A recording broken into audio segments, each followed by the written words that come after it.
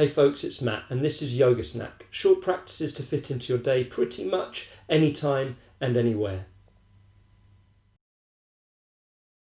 Hey folks, welcome back to Yoga Snack. This week we're going to take a short practice for the hips, and in particular we're going to look at external hip rotation, which is a movement that we take a lot of in our yoga practice. Let's start from all fours. So come around to establish a neutral all fours position to begin with. Hands slightly pressing the floor away, and from here we're going to step the right foot onto the mat so that the toe knuckles are grounded but the heel is lifted. And from here we'll just rotate the knee out to the side and then back into center. We're going to take this a few more times, rotating out, pausing, and then rolling in. Let's take two more. Just a little pause, and then back to center. And then one last time. This time we'll hold for a few extra breaths. Keep pressing the hands into the mat. Keep rolling that right knee away from your midline.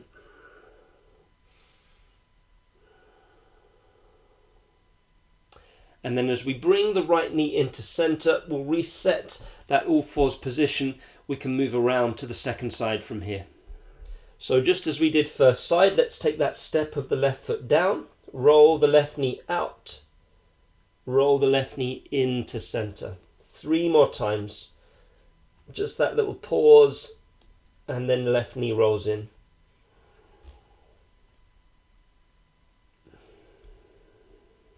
And as we did first side, the next time we roll out, we hold for a little longer.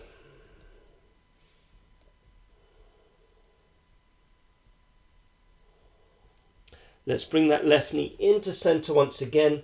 Take the left knee down. From here we can come back to our kneeling pose. So our second movement is going to be a passive stretch for the hips. And I'd recommend to take a little bit of height underneath the sit bones here. Just a little lift underneath the body.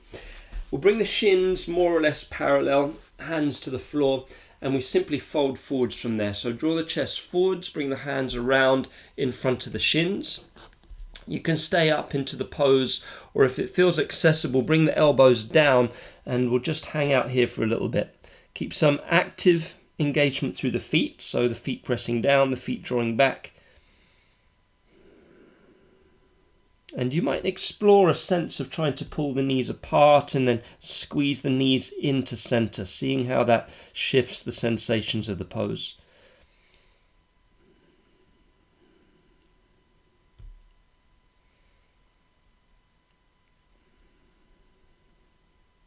Okay, just a few more moments this side.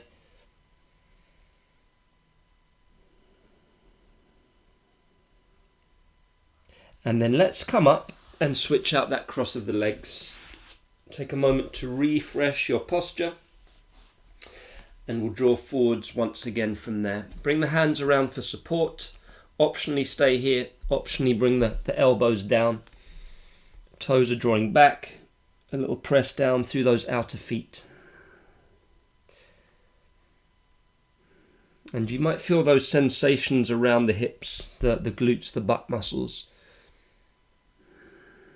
Again, we can take that little squeeze of the knees away from center, into center.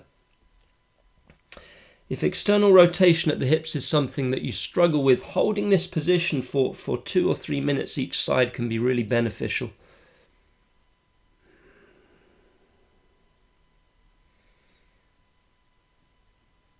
Okay, once again, let's walk the hands in, draw our way up, and return to that upright position.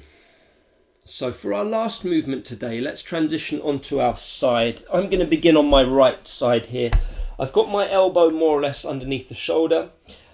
Left leg is going to stay long and strong, and I'm going to bring my right knee directly in front of my right hip, my right knee bent at roughly 90 degrees. As I draw the top of the foot back towards the shin, I'm going to lift the lower side of the body so I'm not all slouchy and slumpy here. And then I'll use the left hand to draw that shin away from the floor. And I'll just find my natural range of movement. Once I've found that range, I'm going to make the whole body strong and then see if I can hold that leg in position as I release the left hand back to the floor. Can we keep the breath soft here? Face relaxed. We'll take another few moments. You might see my legs trembling a little bit as I just work to hold this position. Okay, let's release down, just take a moment to rest, to settle, and then we can switch out sides from there. So rolling around second side, right leg long, left knee bent, lift that bottom side of the body, there's pressure down through my left arm. I use the right hand to draw the left leg into position. Might find a little more or less range this side. For me, it's less range. Again, whole body strong. We release that right hand down onto the floor.